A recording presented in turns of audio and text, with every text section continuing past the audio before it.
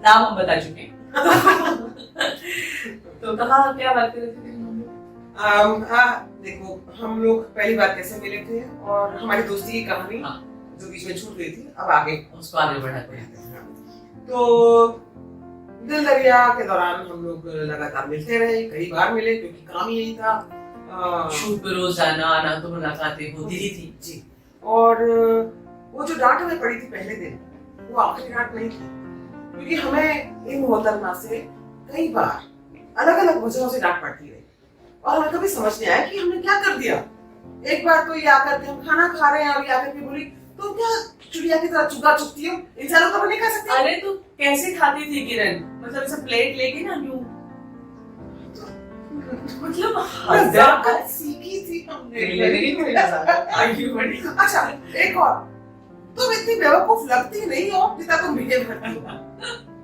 भाई हम तो कतराने लगे इस लड़की से, जैसे सामने इधर आ रही है तो मुझे से निकल लेगी। अरे लेकिन दोस्तों ये बात भी थी कि मैं जब किरण को देखती थी तो इतनी खूबसूरत लड़की, मतलब बहुत ही खूबसूरत लगती थी मुझे, मैं बहुत पसंद करती थी इसको। लेकिन जब मैं इसको देखती थी तब मुझे ये समझ में नहीं आता था किरण कि तुम क्या करना चाह रही हो। जो तुमने कहा भी कि तुम्हारा उस समय कंफ्यूजन था, लेकिन मैं भी छोटी थी तो मुझे तुम्हारी वो जो अनसर्टेनिटी थी चीजों को लेके, मुझे उससे थोड़ी सी परेशानी होती थी। मुझे लगता था ऐसा कैसे खैर, लेकिन जो इससे हम कतराते थे वो बात एक तरफ, लेकिन दूसरी बात ये भी थी कि हम इससे ऑस्ट्रक थे कि ऐसा भी कोई होता है, मतलब जिसे जितने भी लोग हैं यूनिट में सब इसको प्यार करते हैं। लेक जी इतना लाड लड़ाते थे कि पूछे मत। तो हमें ऐसा होता है यार, ऐसा हो सकता है क्या किसी एक को इतना प्यार मिले? तो हाँ, उस बात ने हमारे दिमाग पे बहुत प्रभाव छोड़ा, तो और हमारा कॉम्प्लेक्स और बढ़ाया उसने। ये वाकई करम है ऊपर वाले का कि मुझे दुनिया से बहुत प्यार मिला है और मैंने कोशिश की अपना ये प्यार वापस बांटने की। तो ये तो सच में बात है। दिल दरिया खत्म हो गया, मुलाकातों का सिलसिला भी खत्म हो गया, और जिस दोस्ती की कहानी हम सुनाना चाह रहे हैं ना, वो उसका तो दौर भी शुरू नहीं हुआ, क्योंकि जिस तरह की फीलिंग्स एक दूसरे को लेकर थी मन में, लगता नहीं था कि कभी दोस्ती नाम की चीज कुछ इमर्ज हो सकती है हमारे बीच में। पर दिल दरिया का सिलसिला खत्म हो उससे पहले अलका की वजह से एक कहानी में एक ऐसे शख्स ने प्रवेश किया जिसने हमारी जिंदगी में बहुत अहम भूमिका निभाई। तो दोस्तों, एक बार प्रोडक्शन की गाड़ी में आगे सुबह जाते हुए पहले हमें लिया गया, फिर मैडम को लिया गया। तो जब मैडम को लिया गया तो इनके साथ कोई एक और सज्जन थे जिनको वहीं जाना था जहां हमारी गाड़ी जा रही थी, जिन्होंने उनको लिफ्ट दी थी। उन्होंने बस एक नजर उस व्यक्ति को देखा जरूर था, पता ही अंदाजा नहीं था कि ये आगे जाके हमारी जिंदगी में कितना इम्पोर्टेंट होने वाला है। वो सज्जन थे मिस्टर वी.के. शर्मा, मैं प्यार से वी.के. दा कहती हूँ। और वी.के. दा और मेरे हस्बैंड लाला, उनकी बहुत अच्छी दोस्ती थी, पहले से दोस्ती थी। दोनों ही एनएसजी के पास आउट है और वगैरह वगैरह, बहुत सारे वो लोग दोस्त हैं असल में। और उस वजह से फिर वी.के. दा और किरण की वो जो पहली मुलाकात थी मेरे ख्याल से वो हो पाई, और आगे जाकर के हम लोगों ने शादी की। वी.के. माय हस्बैंड, और बहुत खूबसूरत एक जर्नी, एक अलग वो भी है। लेकिन फिलहाल यहाँ पर आते हैं कि अब हमारी इमेज इनके नजर में इतनी खराब थी कि वी.के. और लाला भाई की वजह से हमारा आना जाना तो शुरू हो चुका था इनके घर में। और लेकिन वी.के. ने जब शादी के बारे में सोचा और अलका से पूछा कि मैं ऐसा सोच रहा हूँ, तो उन्होंने क्या जवाब कहते हैं कि नहीं, बिल्कुल इस लड़के से आप शादी मत कीजिए, क्योंकि मुझे ऐसा लगता है कि आप दोनों कंपैटिबल नहीं होंगे, ऐसा मुझे लगता था। दूसरे शब्दों में कहते कि आपकी लाइफ नहीं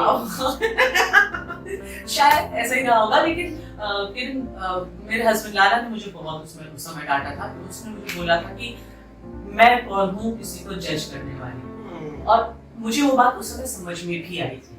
खैर ये बात बहुत अहम है कि हम लोगों ने जो एक दूसरे को जज किया, हमें तुम्हें बहुत डरावना समझा, थी नहीं इतनी डरावनी यार। हाँ, वही है ना? वही वही या तुमने हमें जितना जैसा भी समझा, हाँ जो भी समझा, हम आई थिंक उस वक्त हो सकता है हम इतने इरिटेटिंग हो, लेकिन हम लोग जब किसी को जज करते हैं तो शायद उसकी वो स्पेस छीन लेते हैं जिसमें वो आगे इम्प्रूव करेगा, हम एक फाइनल वर्डिक्ट सा बना देते हैं। राइट। तो ये बहुत बड़ा लाइफ लेसन शायद हम दोनों के लिए रहा।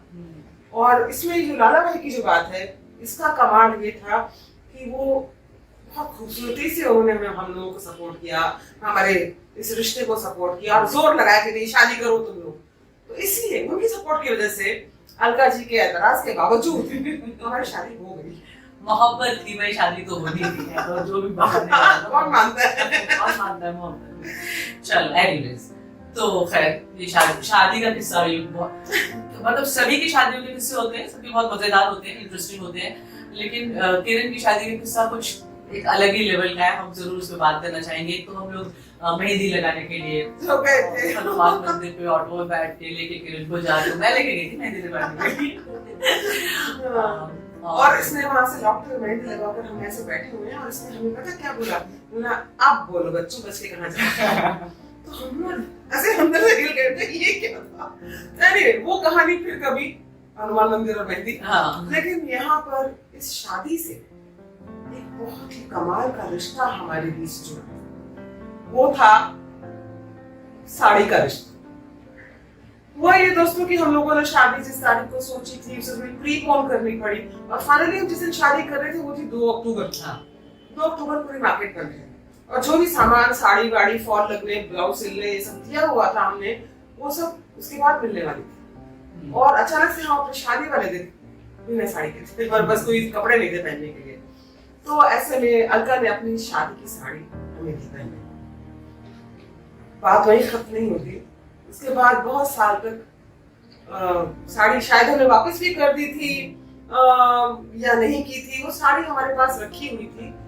89 में शादी हुई थी, 2017 में वो संभव हमारे घर में थी वो साड़ी, और हमारे घर में आग लगी, बहुत भयानक आग लगी। भयंकर आग, मेरे ख्याल से 99% सामान खत्म हो गया, जल गया। तो सोचा नहीं था कि कुछ बचा है, साड़ी तो हालों में ही नहीं थी, लगा सब गया, सारी यादें चली गई उसमें से, ऐसा लगा। लेकिन जब काफी समय के बाद जब मलबा वलबा हटने लगा तो अचानक से रियलाइज हुआ कि किसी एक कोने में कुछ सामान जो दबा हुआ था वो भी ठीक है, और जब वो सूटकेस खोला गया और वो साड़ी उसमें से निकली,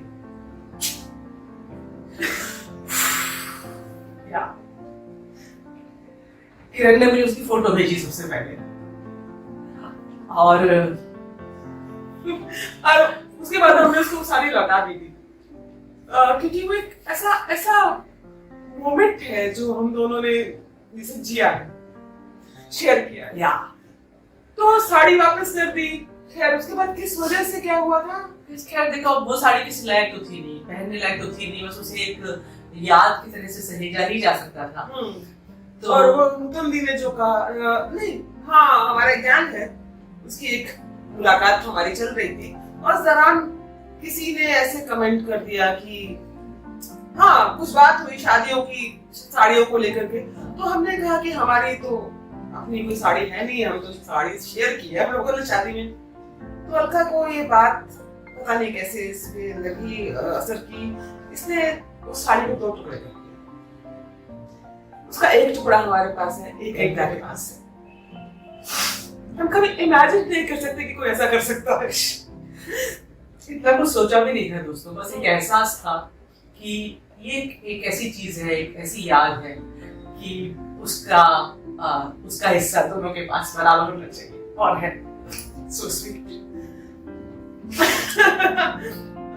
और ये खैर बहुत इमोशनल मोमेंट हो गया हमारे लिए, सोचा नहीं था ऐसा होगा। लेकिन ये है कि दोस्ती जो बीच में जो 28 साल का जो गैप था साड़ी के रिश्ते के बीच में, उसमें दोस्ती भी धीरे धीरे हमारी बढ़ती रही। हम इस लेवल पर आए कि उस साड़ी को जो इम्पोर्टेंस थी, उसका आदर किए जाने का जो जेस्चर था, उसको हम लोग महसूस करने की स्थिति में आ चुके थे। हम आ चुके थे कि हम समझ पाए कि ये कितना क्या जेस्चर है ये, और ये वो जेस्चर कर पाई, तो ये उस स्थिति में आ चुके थे। Thank you so much. तो इसके आगे की कहानी हम लोग आगे बाद में सुनाते हैं। पानी पी ले। Thank you so much.